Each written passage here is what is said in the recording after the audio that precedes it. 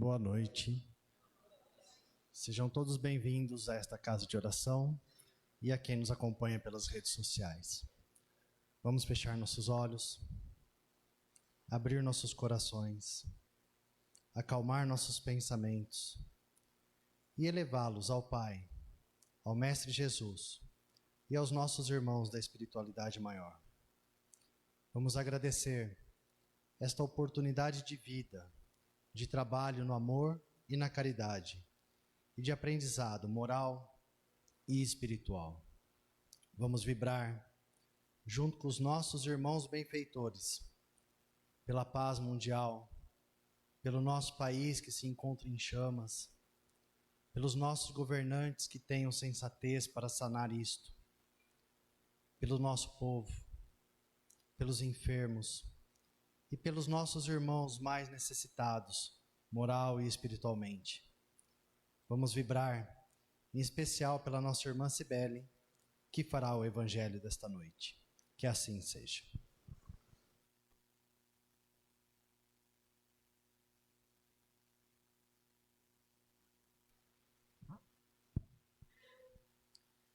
Boa noite, meus irmãos. Boa noite a todos aqueles que nos assistem pelas redes sociais. Sejam muito bem-vindos à nossa casa. Já chegamos aqui, não é? Já conversamos bastante. O que será que cada um falou, né? Será que nossas conversas foram edificantes? É sobre isso que a gente vai falar um pouco hoje, né? O que estamos pensando e verbalizando através das construções mentais que nós fazemos. Então é assim, ó. Quando a gente lê os relatos da passagem de Jesus aqui entre nós, né?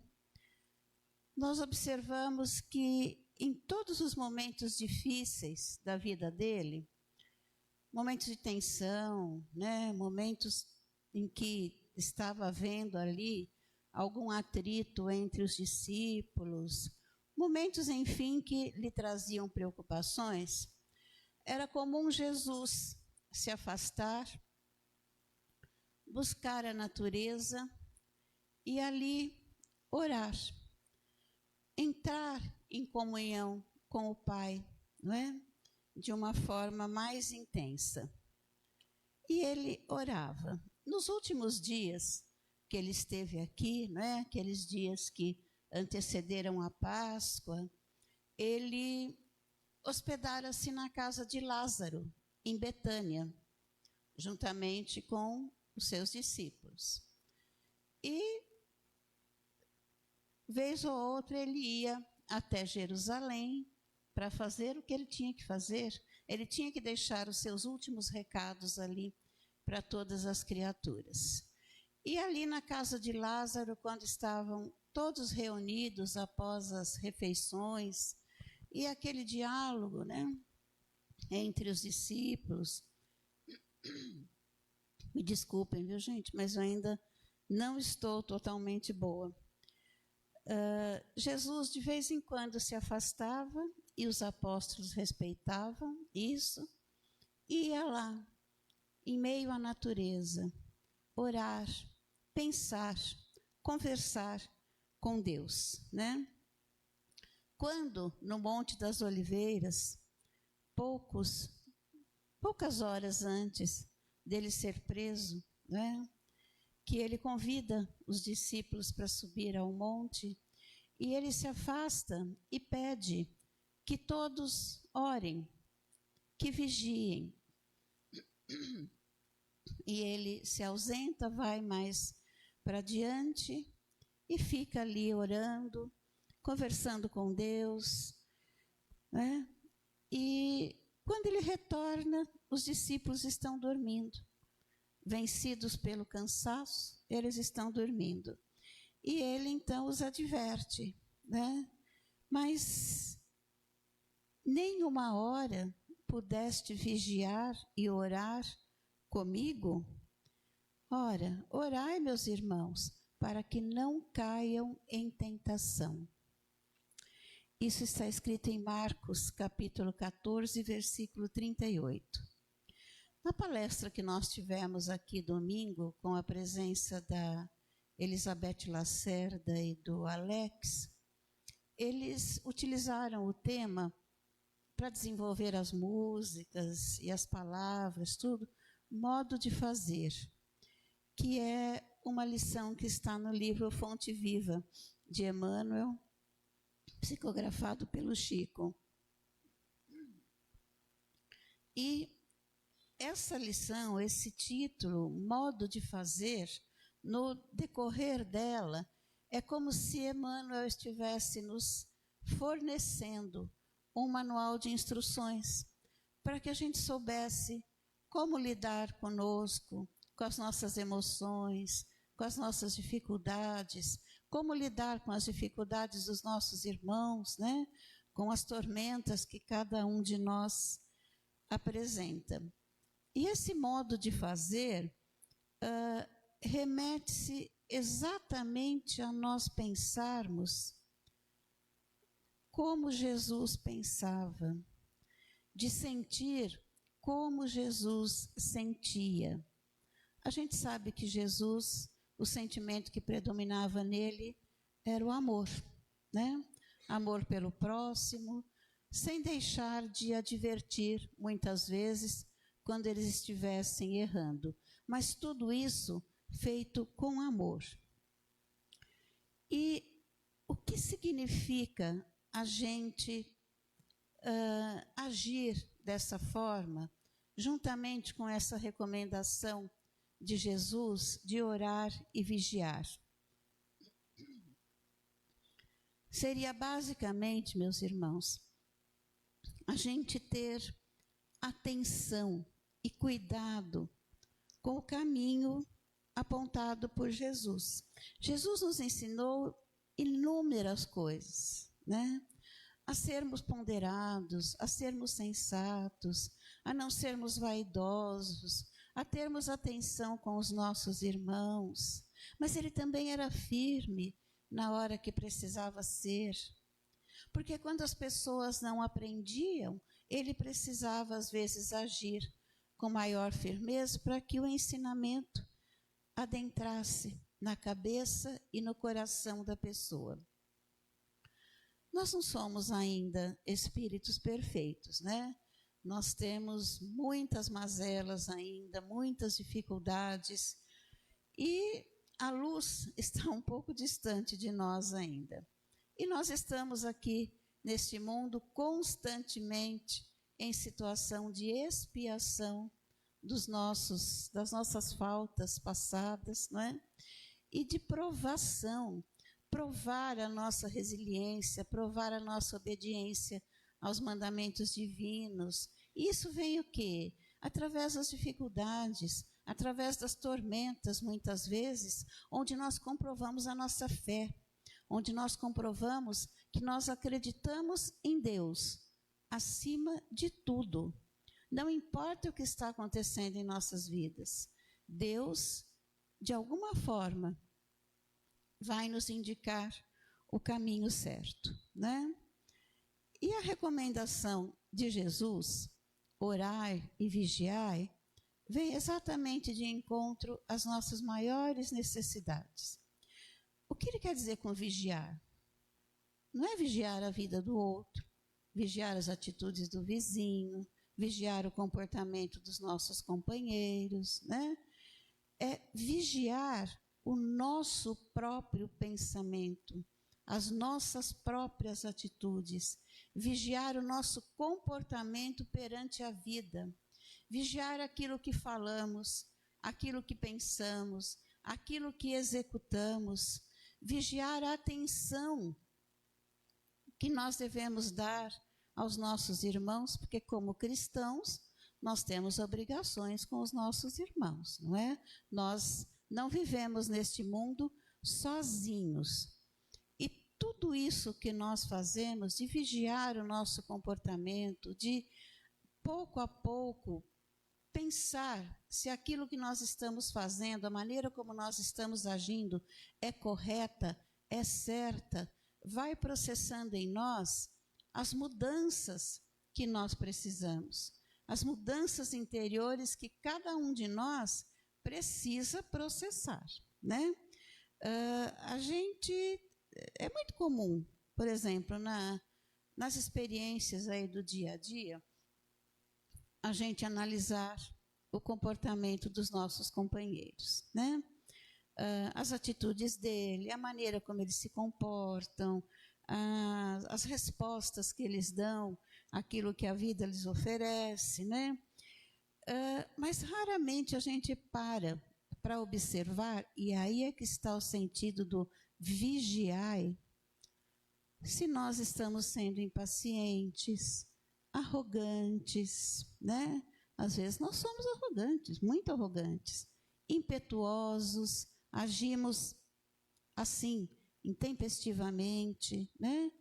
Se nós não estamos sendo rancorosos, qualquer coisinha que alguém faça em relação a nós ou fale, nossa, nós guardamos aquela raiva pro resto da vida, né? E é duro porque a gente é imortal, o resto da vida é muito tempo, né? Vai longe esse resto da vida, não tem fim, né?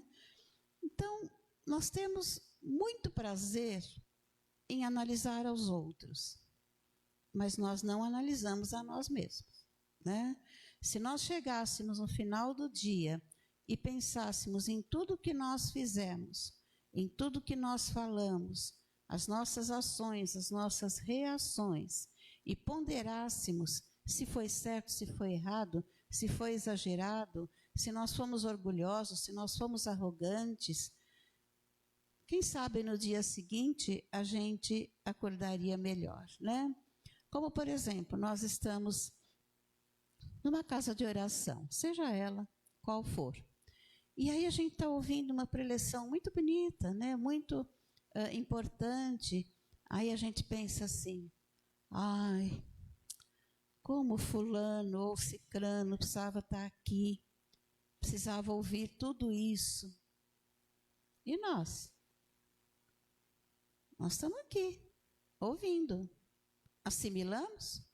Aprendemos? Porque o que nos torna, falando de nós, espírita, não é o fato de nós frequentarmos a casa espírita. O que nos torna espírita é a mudança que nós processamos em nós. É a forma como nós agimos e reagimos perante as situações da vida. Rótulo não dá lugar a ninguém no plano espiritual. A gente, quando lê o livro Nosso Lar, a gente pensa assim, ai, que bom, né? Quando eu morrer, acho que eu vou lá para o nosso lar. Será? Será que a gente vai para o nosso lar? Será que a gente está se modificando aqui o suficiente para estar, pelo menos, no nosso lar? A gente tem que pensar nisso, né? Então,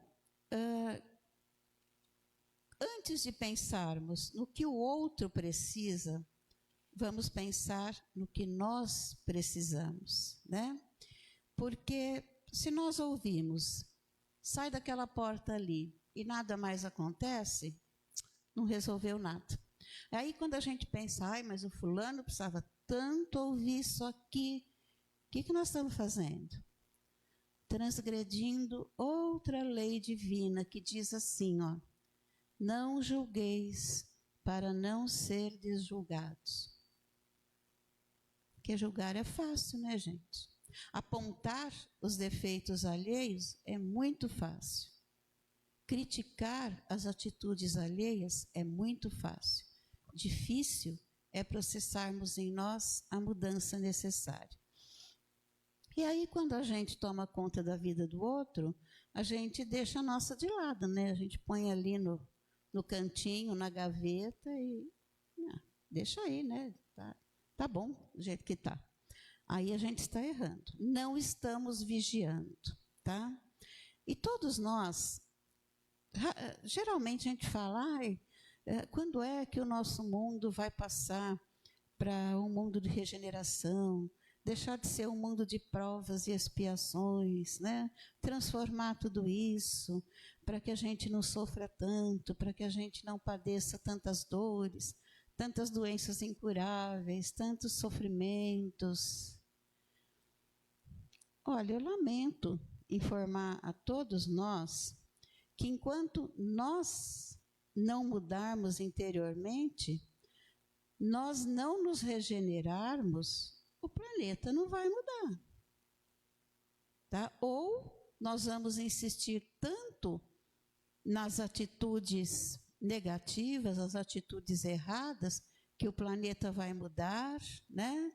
Os mansos herdarão a terra, né? Vai passar para o mundo de regeneração e nós vamos, sabe-se lá para onde? Para que mundo?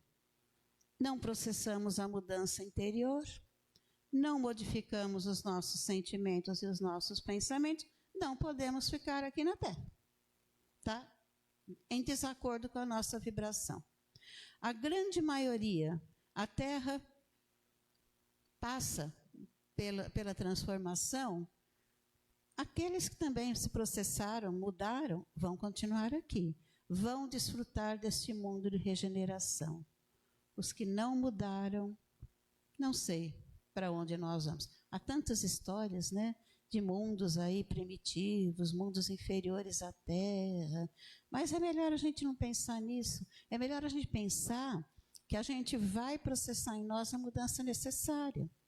Deixarmos de ser arrogantes, orgulhosos, presunçosos, sabe, querermos ser donos da verdade, para pensar um pouquinho no que é que nós podemos fazer em benefício dos outros, em benefício do mundo, para que tudo isso se modifique, né?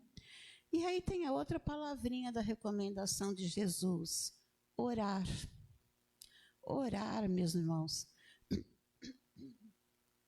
não é somente a gente se colocar num cantinho lá da nossa casa, né? Ficar lá sozinho, orando, repetindo muitas vezes palavras que nem têm sentido muitas vezes, só se repete, só se fala, não se sente, né? Orar, na verdade, é estar em comunhão com Deus. É dizer aquilo que a gente sente, aquilo que a gente está vibrando dentro de nós.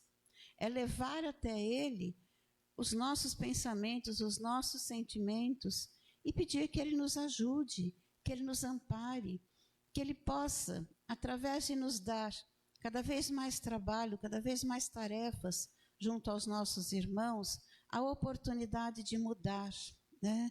Orar, meus irmãos, é amparar o próximo, é praticar a caridade material, a caridade moral, é levar uma boa palavra àquele que precisa, àquele que nos procura. Hoje em dia o mundo está tão atrapalhado que ninguém mais tem paciência de ouvir as necessidades dos outros.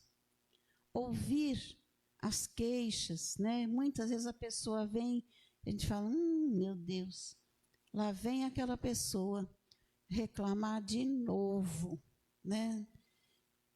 Isso é falta de caridade, né?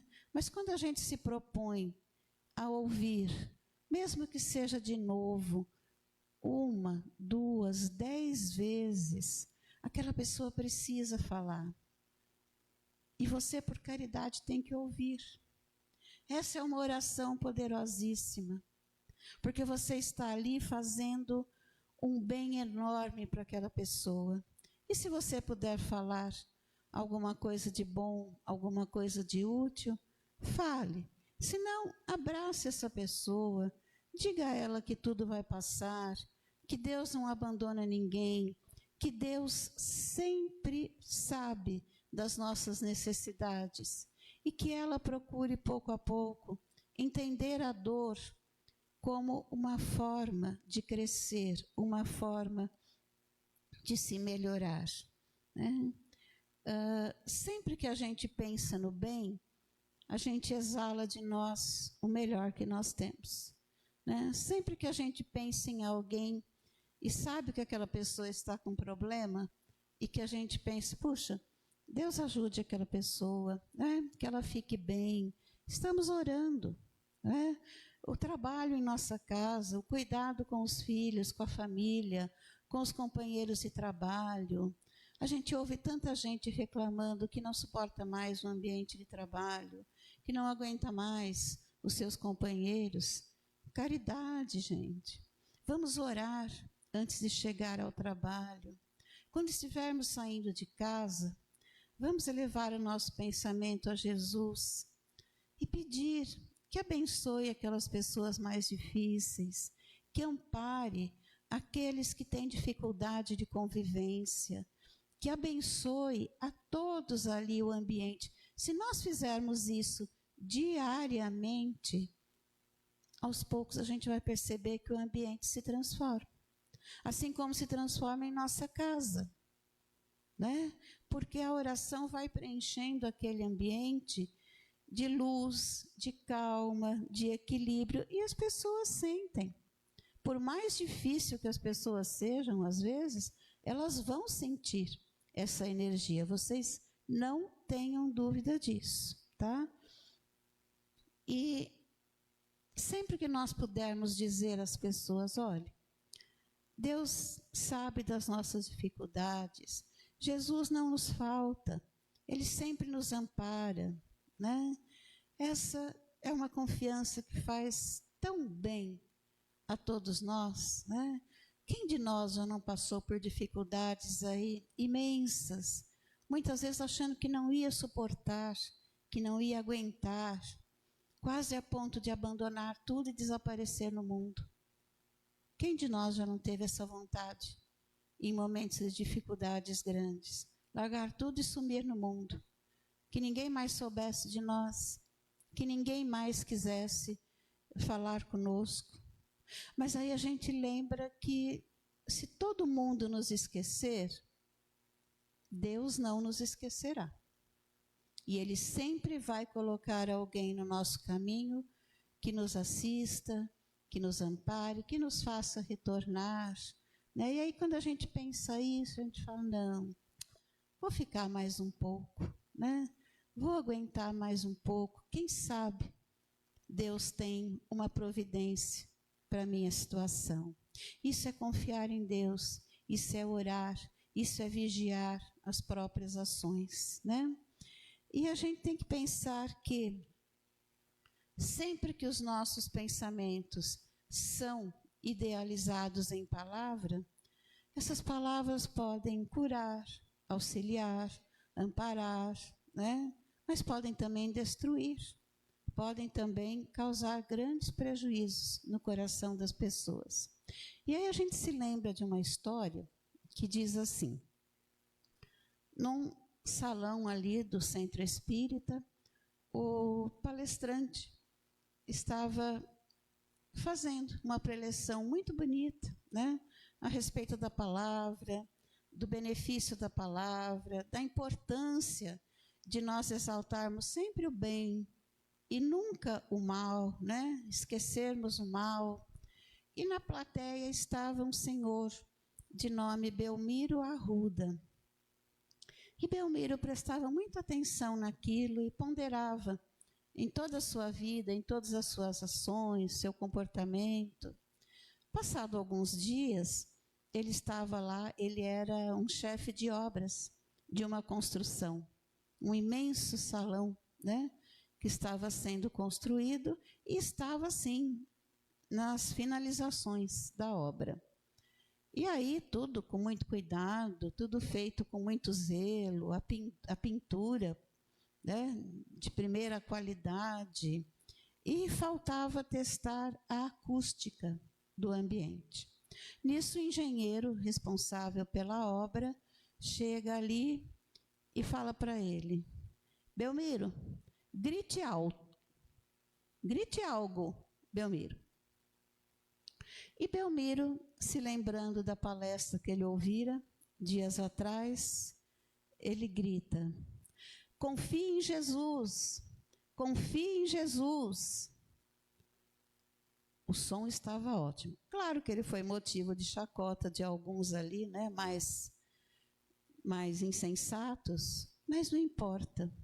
O som estava ótimo, tudo perfeito.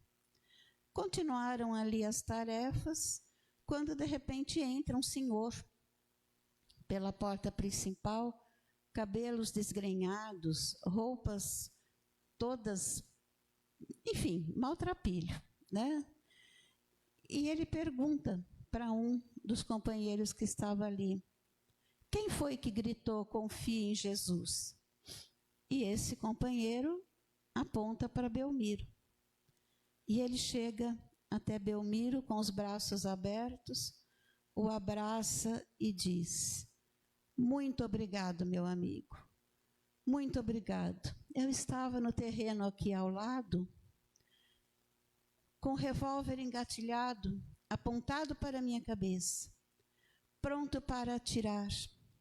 Estou desempregado há muito tempo, sou pai de 8 filhos e não tenho como sustentá-los mais. Não tenho como dar-lhes um mínimo de alimento e de sustento. Estava pronto para puxar o gatilho quando ouvi o seu grito: confie em Jesus. Nesse momento, a arma caiu da minha mão. E eu vim ver quem era. Quem era que estava gritando, confie em Jesus? Porque eu acreditei que se eu confiasse em Jesus, eu conseguiria resolver meu problema. E abraçaram-se efusivamente, e esse senhor foi levado até a presença do responsável pela obra.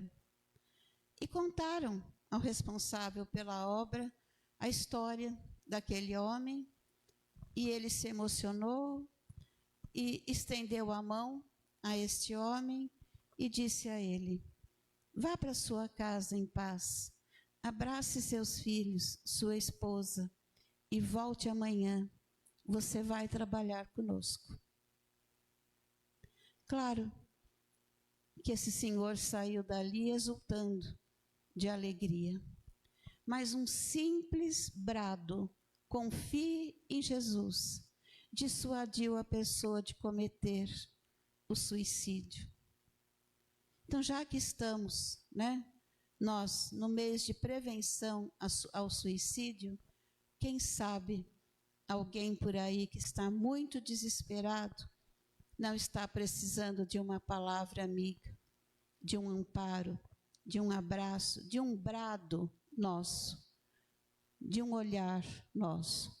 Então, meus irmãos, vigiemos o nosso comportamento, vigiemos o nosso pensamento, vigiemos o que nós falamos e vamos orar constantemente por nós, pelos nossos irmãos, pela humanidade inteira, porque nós estamos num mundo onde Deus é Pai de todos, o Cristo é nosso irmão e jamais nos faltará o amparo de todos eles. Muito obrigada, meus irmãos. Que Jesus nos ampare, nos fortaleça, e nós vamos fazer o sorteio dos livros agora. Vocês têm a mensagem aí com o número, né? Então, vamos lá. Número 19.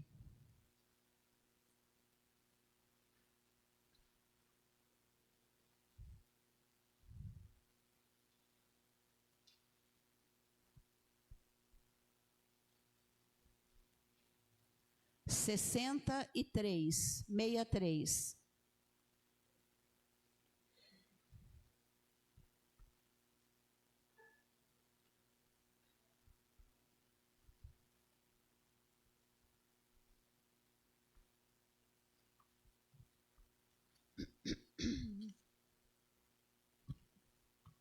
Quarenta e cinco.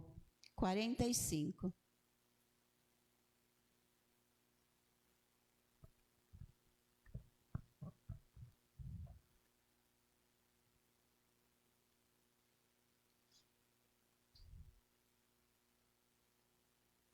Número 100.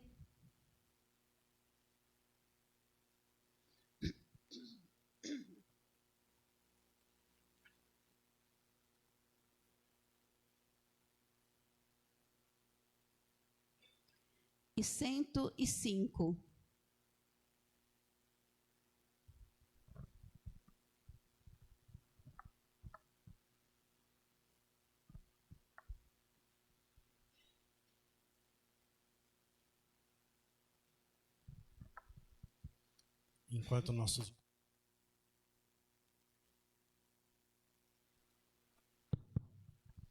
Enquanto nossos irmãos se dirigem para os trabalhos, vamos manter nossos pensamentos elevados, rezando a oração que Jesus nos ensinou. Pai nosso que estais no céu, santificado seja o vosso nome. Venha a nós o vosso reino. Seja feita a vossa vontade, assim na terra como no céu. O pão nosso de cada dia nos dai hoje. Perdoai as nossas ofensas, assim como nós perdoamos a quem nos tem ofendido. E não nos deixeis cair em tentação, mas livrai-nos de todo mal, que assim seja.